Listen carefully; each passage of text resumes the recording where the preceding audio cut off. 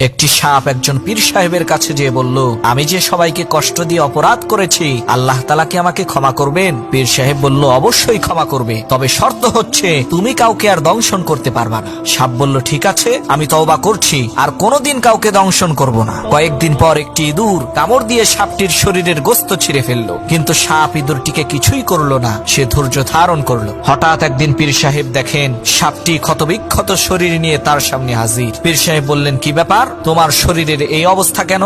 সাপটি বলল, হুজুর, এসব হচ্ছে আপনার কাছে মুরিদ হওয়ার বরকত। একটা ইঁদুর এসে কামড় দিয়ে আমার শরীর থেকে গোস্ত নিয়ে গেল, কিন্তু আপনার নিষেধ আছে বলে আমি তাকে দংশন করিনি। পীর সাহেব বললেন, আরে বেকুব, আমি তো তোকে দংশন করতে নিষেধ করেছি, ফোঁস করতে তো আর নিষেধ করি নাই। একবার ফোঁস করে দেখতি, ইঁদুরের 14 গোষ্ঠী সহ বর্ডার ক্রস করে দেশের বাইরে চলে যেত।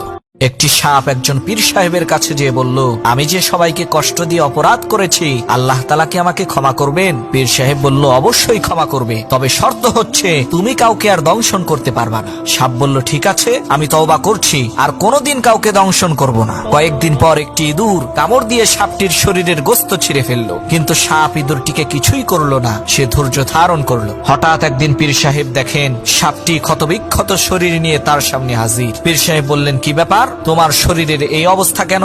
সাপটি বলল, হুজুর, এসব হচ্ছে আপনার কাছে মুরিদ হওয়ার বরকত। একটা ইঁদুর এসে কামড় দিয়ে আমার শরীর থেকে গোস্ত নিয়ে গেল, কিন্তু আপনার নিষেধ আছে বলে আমি তাকে দংশন করিনি। পীর সাহেব বললেন, আরে বেকুব, আমি তো তোকে দংশন করতে নিষেধ করেছি, ফোঁস করতে তো আর নিষেধ করি নাই। একবার ফোঁস করে দেখতি, ইঁদুরের 14 গোষ্ঠী সহ বর্ডার ক্রস করে দেশের বাইরে চলে যেত।